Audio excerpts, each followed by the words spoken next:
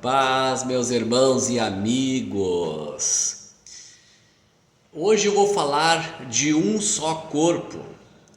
Está ligado à carta de Paulo aos Efésios, Efésios 4 a 6, onde Paulo fala que há um só corpo, há um só Espírito, como também fosse chamado a uma só esperança da vossa vocação.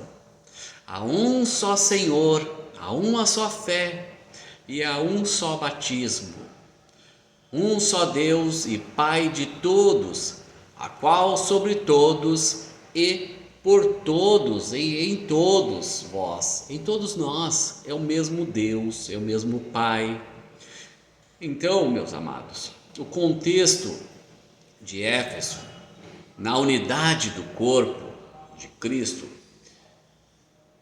Deus sempre quis ter uma unidade, não diversas.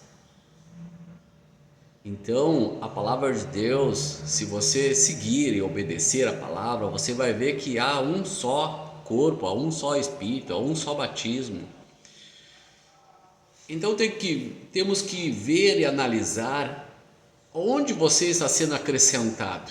Se é no corpo de Cristo, conforme as Escrituras, conforme a palavra, após seu batismo, você está sendo acrescentado aonde? No corpo do Senhor Jesus Cristo? Ou você está sendo batizado para fazer parte de sua denominação, para seguir seu pastor, pelo seu pastor? Então vamos entender que lá em Éfeso, uma cidade importante da Ásia Menor, onde tinha a igreja do Senhor. A igreja do Senhor, ela é espalhada pelo mundo todo. A igreja, temos que entender que quando a Bíblia fala da igreja de Deus, a igreja do Senhor, a família é a família de Deus, é em espírito, é espiritual, não é casas, prédios. Nós estamos falando de a um só corpo, um só cabeça, que é Cristo. Independente de onde você estiver, aonde você for batizado, aonde você é acrescentado, você tem que saber que você tem que ser acrescentado no corpo de Cristo, independente de onde você morar, onde você mora, onde você congrega. Você tem que congregar na palavra, fazer parte do corpo de Cristo. Então nós temos que ver que lá em Éfeso tinha vários templos, várias religiões, várias culturas, como tem hoje, várias religiões, várias culturas.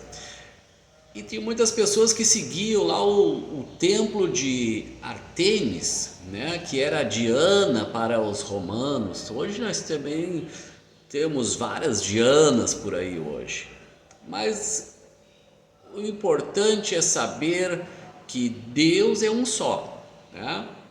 Então nós temos que ver que havia muitos religiosos, muitos comércios na época. Então isso tudo chamava os peregrinos, chamava as pessoas de fora para dentro desse mundo religioso.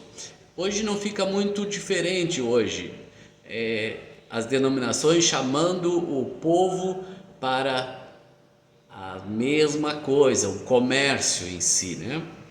Então a igreja lá em Éfeso, composta por tanto como gentios convertidos, como judeus convertidos, gentios, era uma só unidade em fé. Então nós temos que ver que também tinha essa diferença culturais lá na época, diversas religiões e grupos. Então, entre os judeus e gentios também tinha isso. Os judeus creram na lei de Moisés, os gentios eram nas religiões pagãs. Olha a diferença. Então, hoje, entre um cristão e o mundo religioso também há diferença, entende?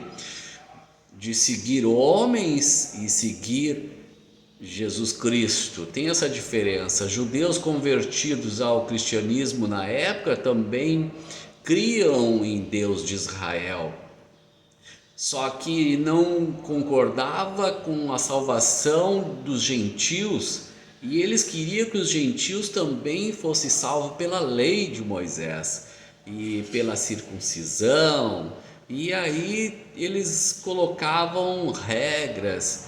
Então essa carta foi um grande desafio para o Paulo, né? E hoje também é um desafio para nós hoje pregar a verdade, a palavra de Deus. A palavra de Deus é uma só, Deus é um só. Então, se a gente estiver no corpo de Cristo, o corpo de Cristo é a palavra dele. Se obedeceres a minha palavra, então será meu discípulo. Então todos nós somos um discípulo de Jesus Cristo, então nós obedecemos a palavra de Cristo, né? E Paulo aqui na carta ele vai enfatizar que todos são um só corpo em Cristo, né? Não há mais divisão entre judeus e gentios. Então hoje também não há divisão entre o cristianismo, entre o mundo religioso, entre os crentes, entre os evangélicos.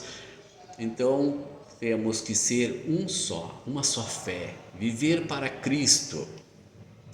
E mediante a salvação, o grupo entendia que uns eram salvos pelas obras, outros pela lei, outros pela graça, mediante a fé.